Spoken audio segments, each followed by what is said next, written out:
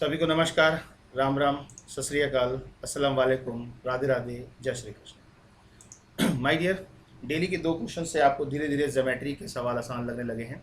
और यकीन मानिए कि अगर आप इस तरीके से दर बदर भटकने की बजाय ई एकेडमी पर रोज़ के 2 क्वेश्चन भी अगर आप ज्योमेट्री के लेते हैं तो आपको बहुत सारी ज्योमेट्री के कॉन्सेप्ट धीरे धीरे क्लियर होते चले जाएंगे। तो आज की इस सीरीज़ में हम आपके पास ज्योमेट्री के जिस क्वेश्चन की बात कर रहे हैं वो क्वेश्चन है हमारे पास in a quadrilateral A B C D. हमारे पास एक A B C D quadrilateral है विद अनइक्वल साइड्स। यहाँ पर आपको लग रहा होगा ये रोम्बस है, बट फिलहाल हम ये नहीं मान रहे हैं कि ये रोम्बस है, क्योंकि हम यहाँ पर इसे इक्वल शो नहीं कर रहे हैं। Right. The diagonals A C and B D intersect at right angle, मतलब हमारे पास ये जो डायगोनल्स हैं वो राइट एंगल पर इंटरसेक्ट करते हैं। देन तो इन 4 ऑप्शन में से, 4 कंडीशन में से कौन सी कंडीशन फॉलो होगी? तो हमारे पास चतुर्भुज दिया हुआ है ए बी सी डी, जिसके चारों भुजाएं असमान है। तो हम सबसे पहली बात ये समझें कि हम इस क्वेश्चन के अंदर जो इसने कहा कि जो डायगोनल्स हैं वो 90 डिग्री पर एक दूसरे को काटते हैं। तो ये जो 90 डिग्री है यही हमारी कहीं ना कहीं हेल्प करेगा क्वेश्चन को समझने के लिए। आप ध्यान से देखिए, जो चीज़ें हमें प्रूव करनी है उनके अंदर स्क्वायर लगा हुआ है। तो स्क्वायर लगा हुआ है तो कहीं ना कहीं पाइथागोरस की बात हम सोच सकते हैं। तो सबसे पहले हम क्या करें इस क्वेश्चन के अंदर, तो माय डियर हमारे पास आ जाता है पाइथागोरस का कॉन्सेप्ट स्क्वायर को देखते हुए। तो हम सबसे पहले इन ट्राइंगल डी ओ सी में चले जाएं। तो हमारे पास ये पॉइंट ओ है, तो हम बोल सकते हैं कि जो डी सी का स्क्वायर होगा, क्योंकि वो हाइपोटेनियस है, तो वो बराबर होना चाहिए ओ डी का स्क्वायर प्लस ओ सी का स्क्वायर। एक कंडीशन हमारे पास आ गई। फिर हम दूसरे ट्राइंगल में आते हैं। इन ट्राइंगल इसके बिल्कुल सामने वाले पे आ जाते हैं ए ओ बी।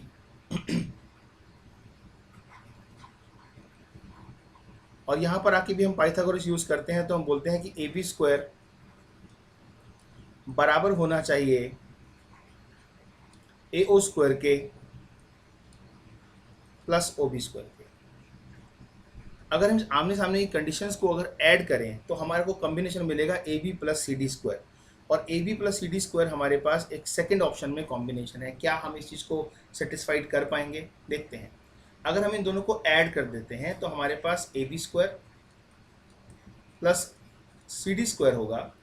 और इस कंडीशन के साथ A B square plus C D square हम प्रूव कर पाएंगे या नहीं कर पाएंगे। वैल्यूज़ को लिखते हैं तो देखते हैं क्या होगा।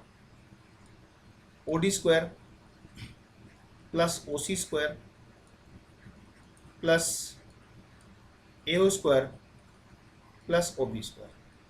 अब देखिए हमें प्रूव करना है एक इस कंडीशन के हिसाब से। तो बी सी अगर आप लाना चाहते हैं तो बी सी के लिए आपको चाहिए ओ बी और ओ सी। तो ओ बी का स्क्वायर और ओ सी का स्क्वायर, मतलब इन 2 कंडीशन को अगर आप चाहो तो बना सकते हो बी सी का स्क्वायर। और इन 2 कंडीशन को अगर आप चाहो तो ए ओ और ओ डी का स्क्वायर है, ये ए ओ और ओ डी का स्क्वायर है, तो ये आपको बना सकता है ए डी स्क्वायर। तो आपने क्या किया,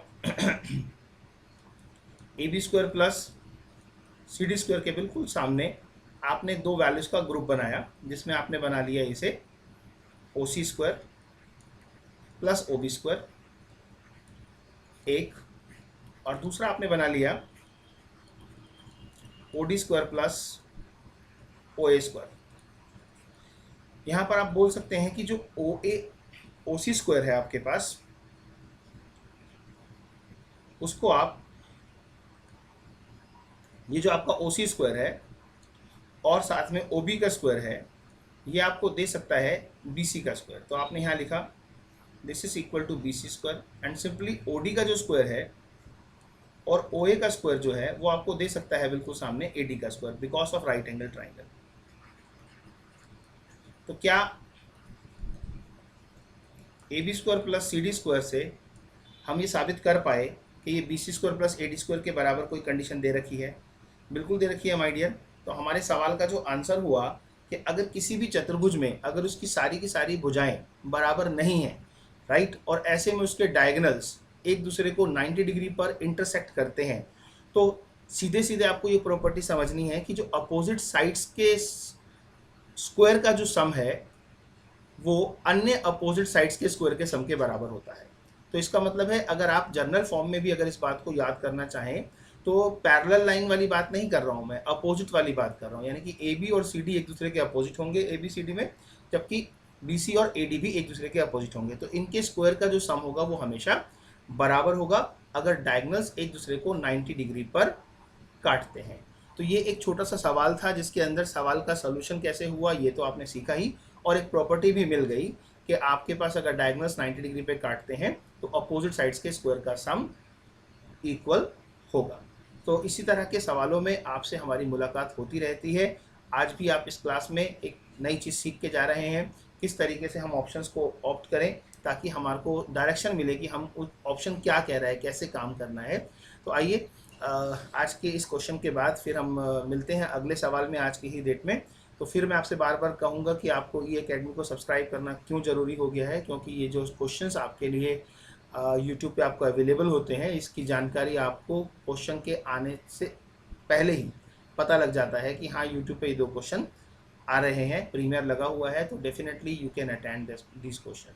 थैंक यू। सब्सक्राइब करते रहिए, लाइक करते रहिए और मिलते रहिए इसी तरीके से। होप आपको मज़ा आ रहा होगा इस सीरीज़ में और आगे भी आपको एंजॉय मिलता रहेगा। Thank you.